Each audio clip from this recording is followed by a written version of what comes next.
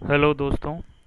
जैसा कि कल आप लोग सेंटेंस के बारे में पढ़े थे, आपने कल पढ़ा था कि सेंटेंस के प्रकार क्या क्या होते हैं।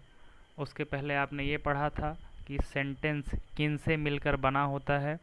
तो सेंटेंस मिलकर बना होता है एक सब्जेक्ट से, उसके साथ वर्ब होती है, ऑब्जेक्ट होता है या कॉम्प्लीमेंट होता है या दोनों हो सकते हैं। तो मतलब मुख्यतः सेंटेंस में सब्जेक्ट, वर्ब, ऑब्जेक्ट, कॉम्प्लीमेंट ये सारी चीज़ें होती हैं। तो वो तो हुआ कि क्या क्या काम करने वाली चीज़ें उसमें होती हैं, किन किन चीज़ों को क्या क्या चीज़ें सेंटेंस में फंक्शन करती हैं। सब्जेक्ट अपना काम करता है, वर्ब अपना काम करता है, ऑब्जेक्ट अपना काम करता है, कॉम्प्लीमेंट अपना काम करता है। तो वो सारी चीज़ें फंक्शनल चीज़ें हैं कि एक सेंटेंस में क्या क्या फंक्शनल चीज़ें हैं, कौन कौन सी चीज़ें ऐसी हैं जो उसमें काम करने के किन किन चीज़ों का वहाँ पे उपयोगिता रहती है, क्या क्या चीज़ों से मिलकर बनी रहती है। जैसे अगर हम ये कहें कि अगर हम नींबू पानी बना रहे हैं तो उसमें नमक उसको नमकीन बनाता है, चीनी में उससे मिठास आती है, ग्लूकोज मिलता है, पानी पानी का काम करता है, और नींबू उसमें खट्टापन ले आकर हमारे शरीर में ऑक्सीजन के लेवल को मेंटेन करने के लिए यूज़ करता है। तो वो सारी चारों चीज़ें अलग अलग काम करती हैं और सबका मिक्सचर क्या है, नींबू पानी। उसी तरह सेंटेंस में सब्जेक्ट है, वर्ब है, ऑब्जेक्ट है और कॉम्प्लीमेंट है। तो सबका अपना अलग अलग काम है और वो सब मिल करके एक सेंटेंस को मीनिंगफुल बनाते हैं। तो एक सेंटेंस मीनिंगफुल बनाने के लिए वो चारों चीज़ें ज़रूरी हैं, ठीक है। और उसमें से कभी कभी तीन ही रहती हैं, कभी कभी दो, कभी कभी हमने बताया कि एक ही सिर्फ वर्ब ही लिखी रहती है, तो भी उसका एक मीनिंग आता है। तो कहने का मतलब ये है कि एक सेंटेंस में वो सारी चीज़ें हो सकती हैं या उसमें से कुछ कम भी रहती हैं या सब रहती हैं। तो वो सब उसके फंक्शनल एलिमेंट हैं कि क्या क्या उसमें काम करने की चीज़ें हैं, ठीक है। अब अगर हमने एक सेंटेंस बना लिया तो उस सेंटेंस की मीनिंग निकलेगी। तो क्या मीनिंग निकल रही है, मीनिंग किस किस प्रकार की है, तो उसके अकॉर्डिंग हमने सेंटेंस के टाइप्स को बांटा था कि असर्टिव सेंटेंस कौन सा सेंटेंस होगा जिसकी मीनिंग एक स्टेटमेंट बताने की होगी। असर्टिव सेंटेंस एक स्टेटमेंट बताता है, मतलब मीनिंग उसकी कैसी रहेगी, एक कथन जैसी कि या तो अफर्मेटिव सेंटेंस बताएगा वो या तो नेगेटिव सेंटेंस बताएगा। फिर दूसरा इंट्रोगेटिव था। तो इंट्रोगेटिव में सब्जेक्ट क्या होता है, वर्ब क्या होता है, ऑब्जेक्ट क्या होता है, वो तो नहीं, वो तो होता ही होता है सेंटेंस में, वो जो होना है वो रहेगा। पर उसको थोड़ा आगे पीछे कर देने से, उनके पोजीशन बदल देने से जो सेंटेंस की मीनिंग है वो बदल जाती है।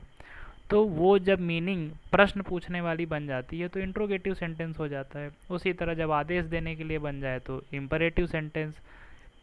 जब सेंटेंस की मीनिंग ये बता रही हो कि हमारी इच्छा क्या है तो ऑप्टेटिव सेंटेंस। और जब सेंटेंस की मीनिंग कोई आश्चर्य प्रकट कर रही हो तो एक्सक्लामेटरी सेंटेंस।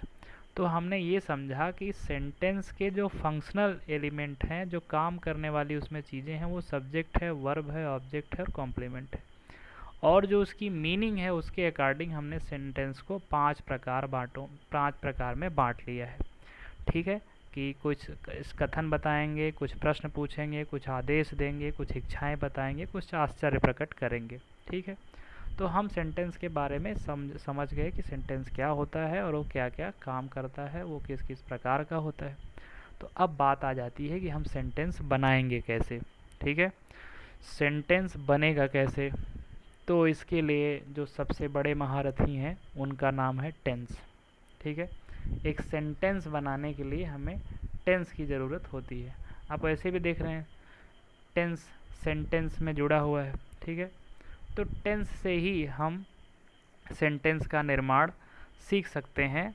और ऐसा नहीं कि सिर्फ टेंस ही ज़रूरी होता है, और भी बहुत सारी चीज़ें ज़रूरी होती हैं, लेकिन प्राथमिक चीज़ें क्या हैं कि हम टेंस जानें, क्योंकि टेंस के माध्यम से हम बहुत सारी चीज़ों को कहाँ रखना है और कैसे रखना है ये चीज़ें समझ जाते हैं, और फिर हम बाकी परिवर्तन उसमें धीरे धीरे करना जान लेते हैं। क्योंकि टेंस ही वो मुख्य चीज़ है जो सेंटेंस के मीनिंग को और उसके और चीज़ों को प्रभावित करता है। तो चलते हैं हम टेंस पढ़ने।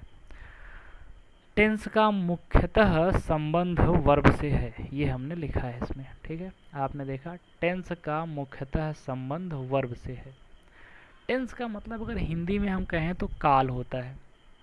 काल मतलब भूत नहीं, काल मतलब महाकाल भी नहीं, काल का मतलब समय है। ठीक है काल का मतलब किससे है? समय से है। तो टेंस का मतलब समय, तो टेंस का संबंध वर्ब से होता है, ये हमने लिखा है इसमें कि टेंस का संबंध वर्ब से होता है। तो ये मतलब हुआ कि जब हम वर्ब बदलते हैं किसी भी सेंटेंस में, जब हम वर्ब को अलग अलग ढंग से लिख देते हैं तो वो जो अलग अलग वर्ब होती है अलग अलग टाइम बता देती है। जैसे हम वर्ब चेंज करेंगे तो वो टाइम कंफर्म करती है कि तब टाइम क्या रहा होगा काम होने का, सब्जेक्ट ने ये एक्शन किस टाइम में परफॉर्म किया होगा, ये चीज़ हमें कौन बताती है? वर्ब। तो वर्ब टेंस के लिए सबसे बड़ी चीज़ है। एक तरह से आप ये जान लो कि जब हम टेंस कह रहे हैं तो इसका मतलब हम टाइम बताने वाले हैं कि इस कार्य करने का समय क्या था, और उस टाइम को व्यक्त करने के लिए कौन काम करता है? वर्ब। जैसे हम वर्ब बदल दें तो ये समझ में आ जाएगा कि हमारा काम करने का टाइम क्या था। ठीक है, इसके लिए अगर हम कोई एग्जाम्पल दें तो ऐसे तो कुछ खास एग्जाम्पल समझ में नहीं आ रहा है, बस आप इतना थोड़ा ध्यान रखिएगा कि वर्ब का जब हम वर्ब चेंज कर देते हैं, कोई दूसरी वर्ब है, कोई ये वर्ब है, कोई वो वर्ब है, तो हर वर्ब अपना अलग अलग समय निर्धारित किए रहती है कि अगर वर्ब को हमने फर्स्ट फॉर्म में लिखा तो उसका अलग टाइम होगा, अगर हमने सेकंड फॉर्म में लिखा तो अलग टाइम होगा, अगर हम आईएनजी लिख रहे हैं तो कुछ और बता रहा है। तो वर्ब का जो रूप बदलता है तो वो अपने साथ समय को भी बदलते रहता है, कार्य करने का ढंग भी उसका बदलता रहता है, क्योंकि क्रिया को ही बताता है। तो वर्ब जब हम चेंज करेंगे तो ऐसा थोड़ी कि क्रिया बदल देगा, वो क्रिया तो बताता ही रहेगा, उसके साथ वो टाइम बदल देता है कि किस टाइम में ये क्रिया हो रही थी। ठीक है, तो टेंस का संबंध हमें किससे है? वर्ब से।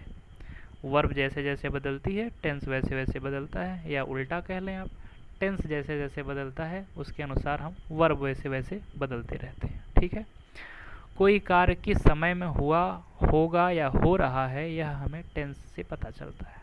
ठीक है, यह हमें पता चल कि टेंस का संबंध वर्ब से है, और वर्ब के चेंज होने से टाइम का चेंज होना पता चलता है। तो टेंस का मुख्यतः कार्य क्या है कि कार्य किस समय में हुआ है। तो वर्ब क्या होती है, हम इसके बारे में थोड़ी चर्चा कर चुके हैं, पर हम इसके बारे में थोड़ी और डिटेल बातें जान लें, क्योंकि टेंस में हमें वर्ब्स के साथ ही सारा कुछ सीखना है। और चीज़ें तो परिवर्तित होती हैं, लेकिन मुख्यतः हमें ये सीखना है कि वर्ब किस किस रूप में लिखी जा सकती है, और उन रूपों में लिखने से सेंटेंस के मीनिंग पे क्या प्रभाव पड़ता है। वैसे मीनिंग पे मुख्यतः कहने का मतलब ये है कि सेंटेंस के टाइम पर क्या प्रभाव पड़ता है, कि वह सेंटेंस किस टाइम में, वह उस जो कार्य है वह किस समय में हुआ है, यही बात हमें वर्ब कन्फर्म करता है। तो हम चलते हैं verb. A verb which shows action और एग्जिस्टेंस। वर्ब क्या है? अ वर्ड एक शब्द है, विच शोज एक्शन जो कोई कार्य दिखाता है, या एग्जिस्टेंस मौजूदगी बताता है कि यह है, था, होगा।